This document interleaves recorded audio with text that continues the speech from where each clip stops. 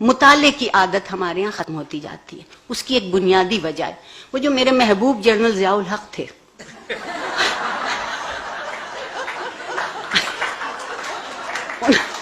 انہوں نے اس معاشرے سے چند بری عادتیں چھین لی. مثلا تقریر کا فن چھین لیا، خطبہ رہ گیا.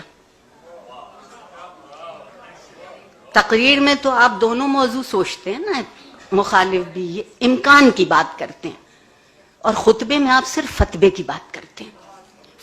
زندگی فتووں پہ زندہ نہیں ہے، زندگی امکان پہ زندہ ہے. دوسری انہوں نے جو ایک اور کمال کیا وہ یہ کیا کہ کتاب سے رشتہ ہٹا دیا. کیونکہ ان کے خیال میں گناہگار ایک ان کی مجلس میں شریک ہوئی اور بزور حکم سرکار بھیجی گئی، اور میں چونکہ اس وقت سگے شکم تھی، سرکار کا نوکر تھی، اس لیے گئی. اور انہوں نے کہا کہ میں استادوں اور شاعروں سے بہت تنگ ہوں. یہ بہت ظالم طبقہ ہے کیونکہ یہ سوچتا بھی ہے اور یہ کہتا بھی ہے. آپ معاشرے سے استاد کا قد و قامت یہ کر دیجئے تو کتاب تو درمیان سے خود بخود ہٹ گئی. کتاب ختم ہو گئی، بحث باقی رہ گئی. اب بحث باقی ہے، بحث پہ فتویٰ ہے، نہ کتاب ہے نہ اس کا مطالعہ ہے.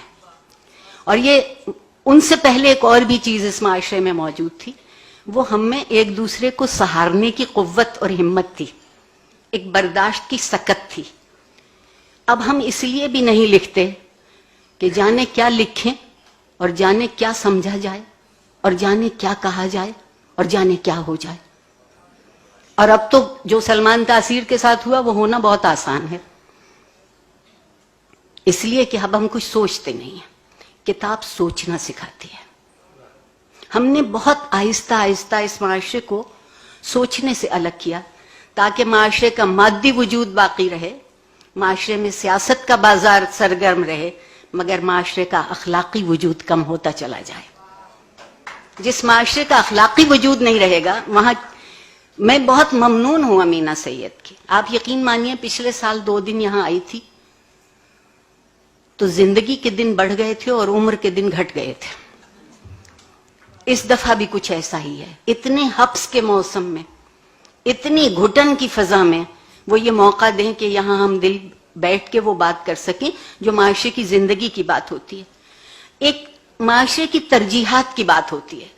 اور مجھے ایک اور بھی شکایت ہے، ہم ہر چیز کی توقع اور ذمہ داری حکومت کو دے دیتے ہیں. میں معافی چاہتی ہوں کہ جو حکومت آئینی ذمہ داریاں پوری نہیں کر سکتی وہ اخلاقی ذمہ داریاں کیوں کر پوری کرے گی. مجھے معلوم نہیں ہے کراچی شہر کا، یہاں بھی شاید یہ حال ہوگا. میری یقین مانیے کبھی میں بھی بچہ بھی تھی اور ایک لائبریری ہوتی تھی اور ایک آنا لائبریری کہلاتی تھی. وہ کھوکھا جس کا ذکر کیا ہے غازی نے، وہ کھوکھے موجود تھے شہر میں. بلکہ کچھ لائبریریاں تو چلتی پھرتی لائبریری تھیں جنہیں گشتی لائبریری کہتے تھے، اور یہاں جو لوگ پنجابی سمجھتے ہیں وہ اس لفظ کو بھول جائیں. اب ایک معاشرے کی ترجیحات دیکھیے. اخبار میں اشتہار آتا ہے 1000 روپے کا پیزا سستا ہے، بے حد سستا ہو گیا. 1000 روپے کا پیزا 4 لوگ کھا سکتے ہیں، اور اس کے ساتھ ایک پیپسی کی بوتل راحت جاں کے لیے مفت ساتھ آتی ہے. جب کوئی ہم سے یہ کہتا ہے کہ 500 روپے کی کتاب خرید لو تو ہم کہتے ہیں کتابیں بہت مہنگی ہو گئیں. میری گزارش یہ ہے کہ 1000 روپے کا پیزا 4 لوگ کھاتے ہیں اور صبح تک اس کو کسی تہذیب میں شمار نہیں کیا جاتا. 500 روپے کی کتاب ایک شخص خریدتا ہے اور شاید 100 لوگ اس کو استعمال کر سکتے ہیں اور وہ ہمیشہ تہذیب میں شمار کی جائے.